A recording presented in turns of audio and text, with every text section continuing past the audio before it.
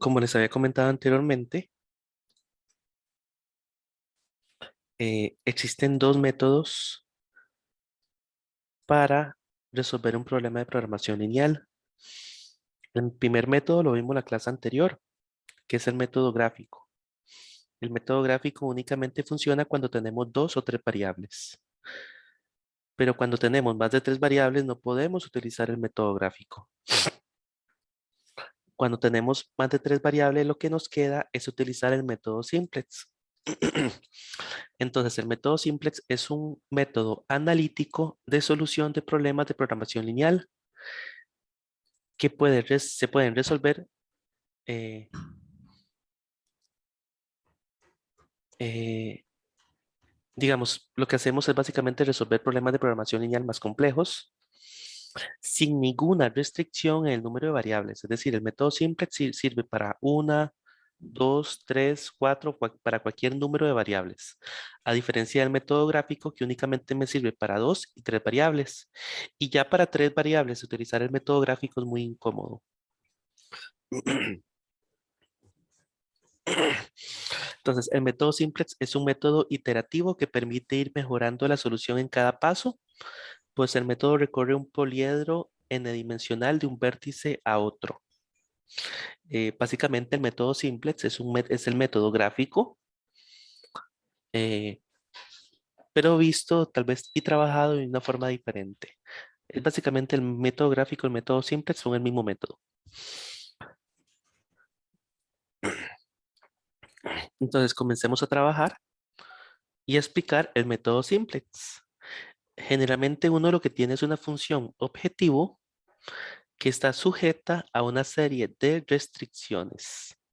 Y aquí tenemos las restricciones, aquí las pueden ver, son cuatro.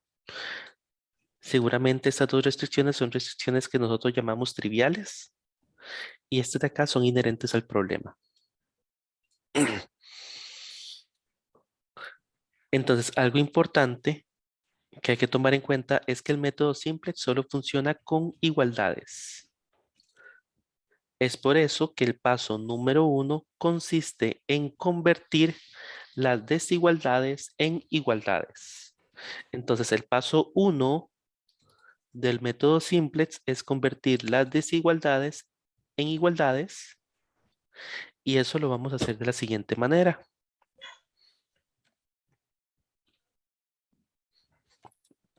Vamos a tomar primero la función objetivo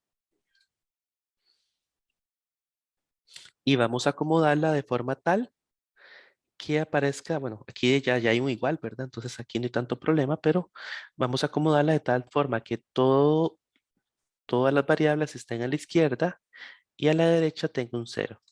Entonces este sería un paso que tengo que realizar para resolver el problema. A continuación cojo la primera restricción, esta restricción, y la voy a convertir en una igualdad. Para convertirla en una igualdad debo hacer lo siguiente. Nótese que esto es menor o igual que 120. Entonces podemos transformar esta inecuación, es decir, esta desigualdad, en una igualdad añadiendo lo que se denomina una variable de holgura. Porque si esto que está a la izquierda es menor, significa que esto más una variable desconocida es igual. De esta manera convierto una desigualdad en una igualdad, añadiendo una variable de holgura.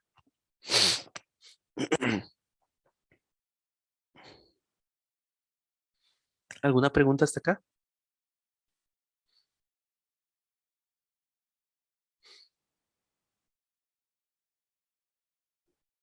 Nótese que si esto que está a la izquierda es menor o igual que esto que está a la derecha, si a esto le sumo algo que es mayor o igual que cero, que es desconocido, puedo transformar esta desigualdad en una igualdad perfectamente.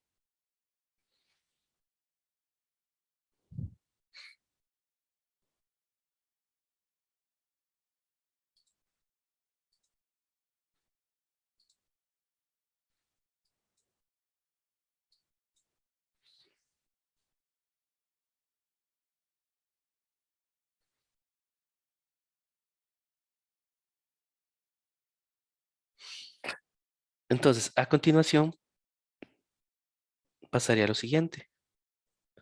Por cierto, creo que tengo algunas animaciones por acá. Vamos a ver.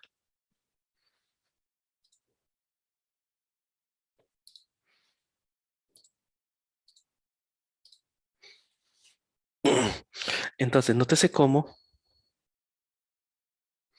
nosotros a continuación vamos a transformar la segunda desigualdad en una igualdad, añadiendo una segunda variable de holgura que llamamos S2. Entonces, nótese cómo para transformar de una desigualdad a una igualdad, hemos introducido variables adicionales al problema. Dos variables adicionales, dos variables de holgura. De esta manera podemos escribir las dos desigualdades no triviales, las inherentes al problema, y la función objetivo de esta manera. Entonces, nótese que parte del método simplex es que implica ordenar la función objetivo y las restricciones inherentes al problema de esta manera. Deme un segundo que tengo una gatita. Esta es mi gata. Bueno, uno de mis 20 gatos. Está molestando. Entonces, eh, nótese que a continuación lo que hicimos fue tomar la función objetivo y las igualdades y acomodarlas en una tabla. Es por eso que el paso número 2 es escribir la tabla inicial simplex. ¿Qué hacemos? Bueno, tomamos la función objetivo y las variables inherentes al problema convertidas en igualdades y las acomodamos en una tablita como esta que está aquí abajito. Nótese que B únicamente aparece en la primera, entonces le ponemos 1. El coeficiente de B aquí es un 1. Aquí sería menos 50 y menos 80. Nótese que no se están sumando las variables de holgura. Entonces los coeficientes son 0 y la igualdad que está a la derecha es un 0. Y siguiendo este mismo método, yo vengo y voy pasando esta información a la tabla simplex. La tabla inicial simplex, que es esta que tengo aquí. ¿Alguna pregunta de cómo construyo esta tabla inicial simplex?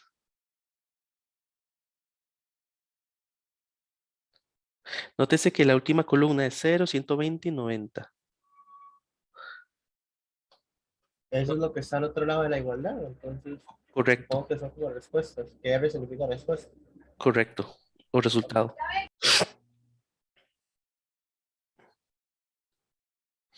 Pueden visualizarlo de esta manera. Este, 1, 0, 0, 1, 0, 0, menos 50, 1, 1, menos 50, 1, 1, menos 80, 2 y 1, 0, 1, 0, 0, 1, 0, 0, 0, 1 y 0, 120 y 90. Y eso nos lleva a la tabla inicial simple. Es una matriz.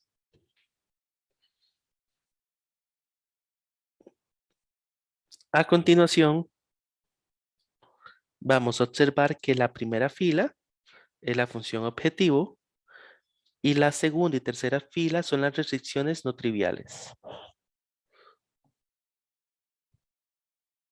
Ahora bien, eso nos va a llevar al paso 3, que dice determinar el renglón y la columna pivote. Entonces, ¿qué vamos a hacer? Nótese que es un procedimiento largo y que van a tener que realizar manualmente. Repito, es un procedimiento largo que van a tener que realizar paso a paso, manualmente, en el examen, en la tarea y en los quizzes. Entonces, estamos en el paso 3, determinar el renglón y la columna pivote. Buscamos la fila con la función objetivo, que es esta fila. Y de las columnas que tienen las variables de decisión, digamos, recuerden que X y Y son nuestras variables de decisión, elegimos el valor más negativo. ¿Cuál es el más negativo de estos dos?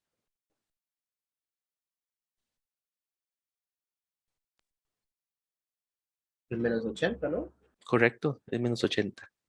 Y si hay dos coeficientes iguales, eligen cualquiera. Y si no hay valores negativos, no puedo seguir. Termino. No tiene solución el problema. Entonces, esta es la variable de decisión con el valor más negativo. Esta va a ser mi columna pivote.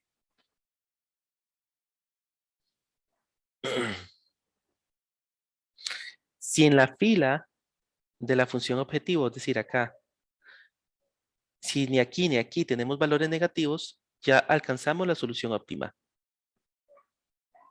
y se detienen las iteraciones. Entonces, lo que sigue a continuación es determinar el reglón pivote. Las candidatas son las filas de las restricciones. Entonces tenemos dos filas con restricciones y una fila con la función objetivo.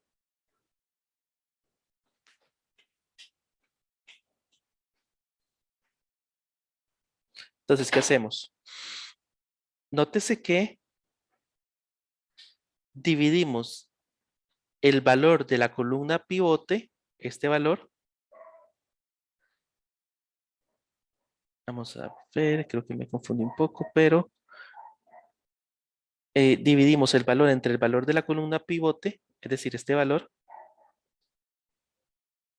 y elegimos el menor. Entonces vamos a ver. Ok,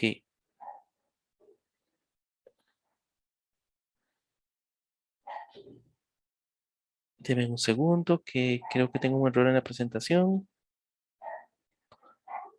No, profe, porque recuerde que un 90 sobre 1, eso da 90, y 120 sobre 2 da 60, porque es una fracción Tiene, sencilla. tiene razón, tiene razón. Que dicha que estudiaron.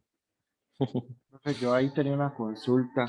Sí, Em, si divide 120 entre 2 me da 60 y 90 entre 1 da 90, se elige el valor menor que es 60, entonces se elige este reglón pivote. Así es como se efectúa el procedimiento. ¿Cuál es la Profe, pregunta?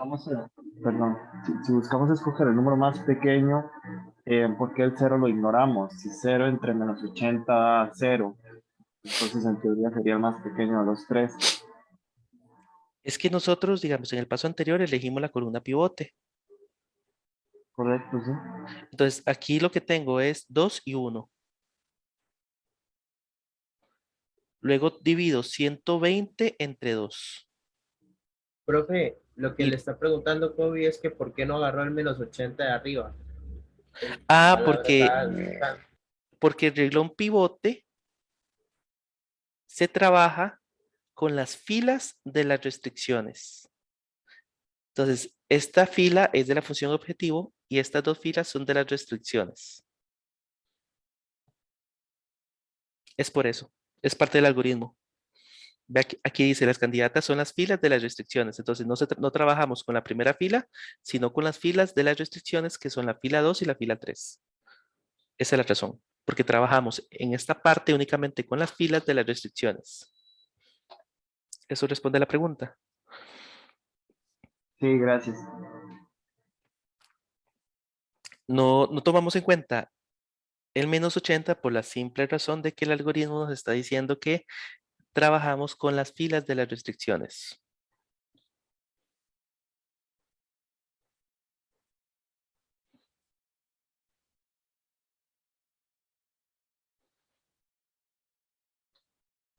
Entonces, nótese que dividimos el valor 120 entre el valor de la columna pivote, me da 60.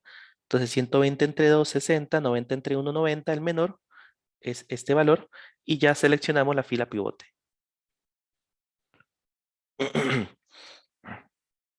Ahora, el paso 4. Hacemos que el elemento pivote sea 1. Entonces tenemos que hacer que este elemento pivote, que la intersección de la columna pivote y la fila pivote sea 1. Entonces, para hacer eso, lo que aplicamos son operaciones fila, muy similar a cómo se resuelven matrices en álgebra lineal. Entonces, para que este valor sea 1, tenemos que multiplicarlo por 1/2. Entonces, si multiplicamos 1/2 por 0, ¿cuánto nos queda? 1/2 por 0, 0, profe. 1/2 por 1, 1/2. 1/2 por 2, 1. 1. Entonces, estamos haciendo que el elemento pivote sea 1. 1/2 por 1,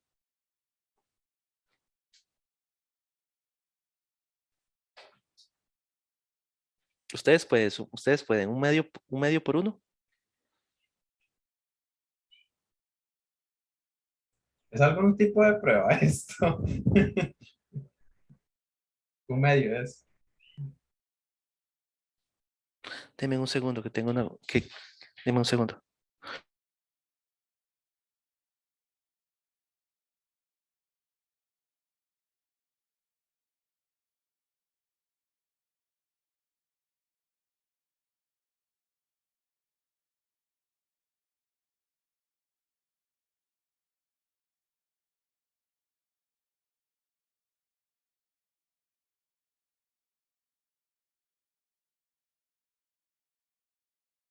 Disculpe, tenía una cuestión familiar aquí. Mis gatos agarraron un murciélago. Es que ya les dije que tengo 20 gatos, ¿verdad? Bueno, ahorita tengo 13. Bueno, en este momento tengo, es que la cantidad varía. Es que yo rescato gatos. Ok, como les venía diciendo, este paso consiste en hacer que el elemento pivote sea 1.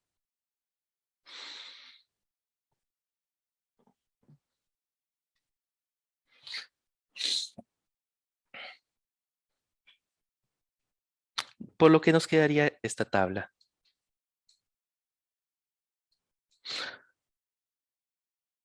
¿Alguna pregunta hasta acá? ¿Alguna pregunta de cómo llegamos hasta acá?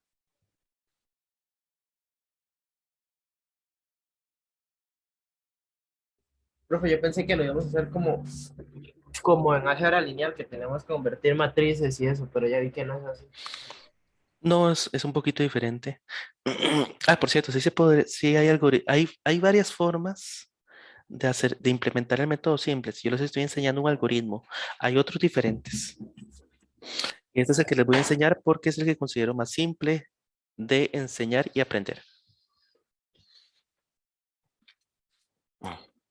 ¿Ok? A continuación, hay que hacer que los elementos arriba y abajo del pivote sean 0. Hay que hacer que este elemento arriba del pivote sea 0 y este elemento abajo del pivote sea 0.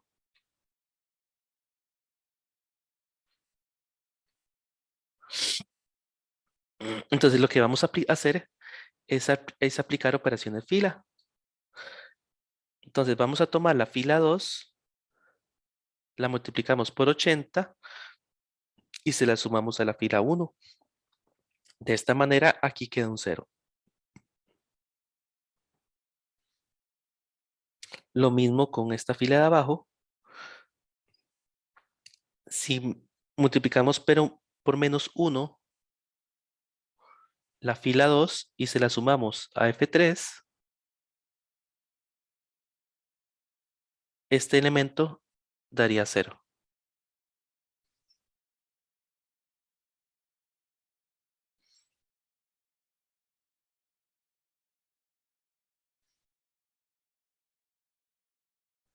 Pues, Tony, al final, después de todo, sí había algo de álgebra lineal aquí. Sí, aquí hay algo de álgebra lineal. Sí, Sí, Olvidé el definitivamente. sí, yo. nombre del que Sí, a mí incluyó también ese se me olvida el método nombre. Eso se, del eso se llama operación de fila en álgebra lineal.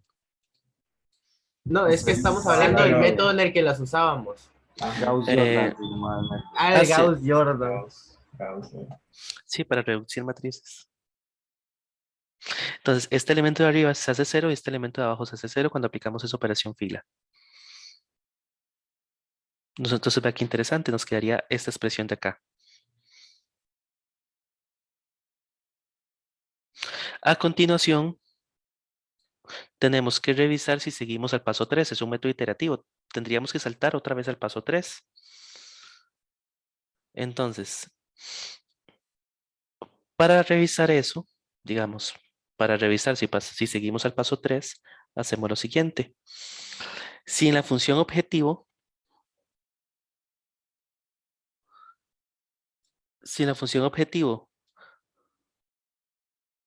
no tenemos valores negativos, paramos. La función objetivo es esta de acá. Si no tenemos valores negativos, paramos. Pero tenemos valores negativos, que es el -10. Por lo tanto, como tenemos un valor negativo, seguimos iterando y vamos de nuevo al paso 3. En el paso 3, vamos otra vez a determinar el renglón y la columna pivote. Otra vez.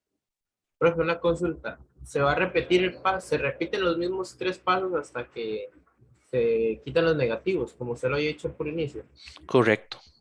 Ah, ok. Entonces, por eso le dice iterativo. Es un método iterativo. Ok, como siempre, determinar el renglón y la columna pivote, volviendo al paso 3 de nuevo. Entonces, tomamos, digamos, de estos dos valores, tomamos el más negativo, que es este. Y así determinamos la columna pivote.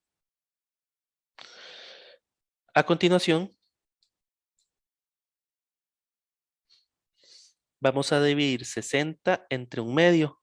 ¿Cuánto daría eso?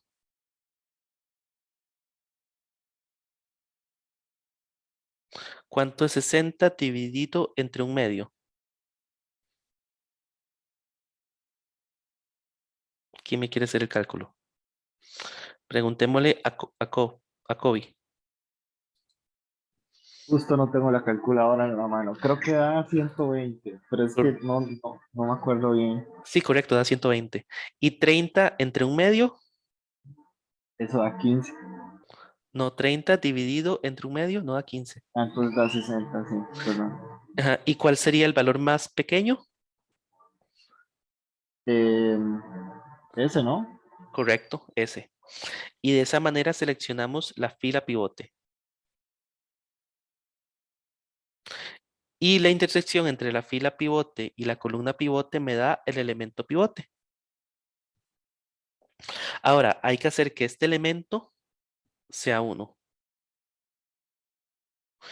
¿Cómo harían que este elemento sea 1? Acá. ¿Cómo hacen que este elemento sea 1? Más un medio. Pero solo multiplicando. No podemos sumar.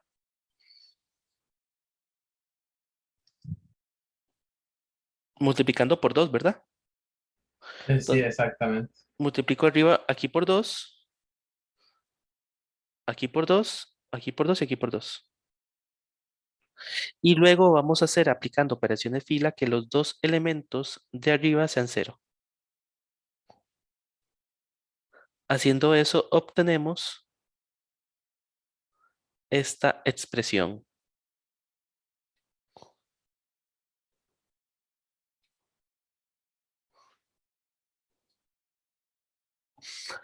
Y aquí vamos a parar porque los elementos, los valores asociados digamos, los números asociados a los valores de decisión son 0 ambos. Ya no son más negativos. Paramos hasta acá. Hicimos 2 iteraciones nada más. Y tenemos la solución final. La solución final está dada por la tabla simplex.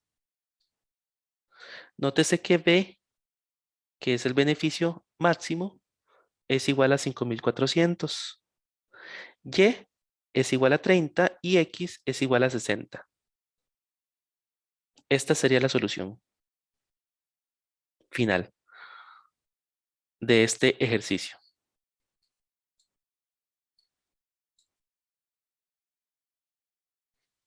¿Alguna pregunta hasta acá? Profe, ¿cuánto va a ser el número máximo de variables de decisión a los que nos vamos a ver? Yo seguramente no le voy a poner más de 2 Bien. para no hacer el procedimiento extremadamente largo, ¿verdad?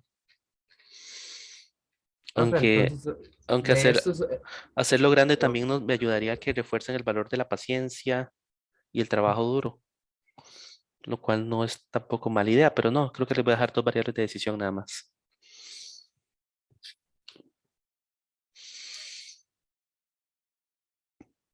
¿Cualquier pregunta tenía?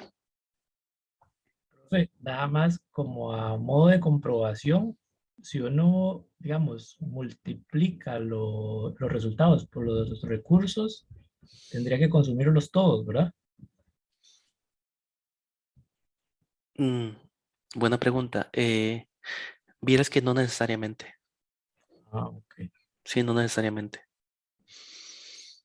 Porque puede que si consuma todos los recursos de un solo tipo, eh, esté empleando de otro tipo de recurso más de la cuenta, entonces puede que no pueda. Entonces definitivamente no, puede que no sea el caso.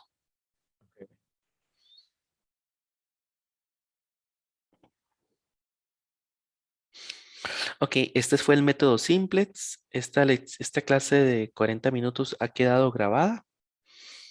Y les voy a dejar una tarea de este método para la siguiente semana. profe, aprovechando que hice lo de la tarea, ¿la vamos a hacer a mano o vamos a tener que buscar usar algún editor de texto como la tarea pasada? Es que este ya es iterativo. Eso surge la pregunta. Preferiblemente con un procesador de texto. Bueno, en Sí, Excel sería. yo creo sí.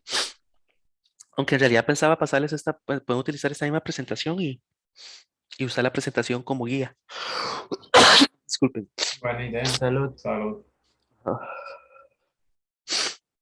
Ujú. Para que sigan los pasos. Sí. Ujú. Ok. Entonces, sí, les voy a dejar una tarea. Este es el método Simplex eh, y es el comienzo del tema de programación lineal. Vamos a estar varias semanas con programación lineal porque no solamente tenemos el método Simplex, tenemos varios métodos para diferentes tipos de problemas.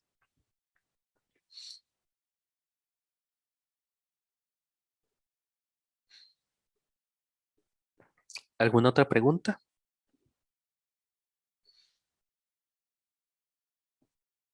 Profe, la tarea entonces no la puedo hacer con el cuaderno. Tiene que ser en Word o en Si, Excel. sí, si tuvieran alguna situación que no les permita hacerlo en procesador de texto, pues no. Una situación particular, ustedes valorarán, pueden hacerlo en lápiz. Profe, pero una Bueno, consulta, digamos, yo puedo, obviamente sí puedo llegar a hacerle a mi cuaderno y luego pasarlo a un procesador de texto con Word, haciéndolo tipo como la presentación que usted nos acaba de enseñar. Sí, también. Profe, una pregunta, aprovechando que usted dijo que nos iba a dejar como guía la presentación, nosotros después de hacer el primer método podemos pasar directamente a repetir, o sea, la primera iteración hay que hacerla con todos los procedimientos, todo, ¿verdad? Ujú. Entonces, después de ya cuando uno va a empezar la segunda iteración, uno puede ir poniendo directamente ya los resultados de la iteración, así hasta llegar a la solución para no tener que hacer algo tan extremadamente extenso. Considero que sí. Si ya dominan el tema, pueden hacerlo. Sí, es que como, digamos, usted ahí en esta misma presentación, después de cuando llegamos ya, se escogió la columna y el elemento pivote, ya usted directamente tiró la solución. Ujú, correcto. Entonces, a eso me refiero. Ustedes pueden hacer eso, claro. Sí lo pueden hacer. No Ahí, ten- ahí ya escogió el elemento pivote y, sí, sí estaría de acuerdo con que lo hagan. ok, bueno, profe. Ujú. No tendría ningún problema.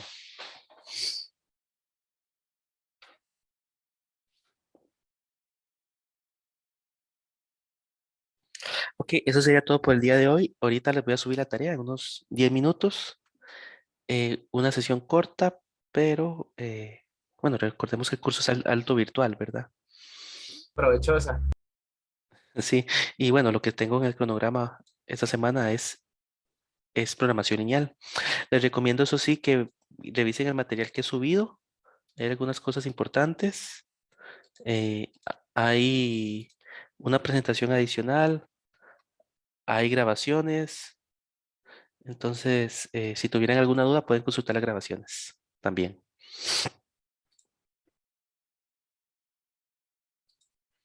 Está bien, profe. Gracias. Muchas gracias. Bueno, profe, por allá. Hasta luego.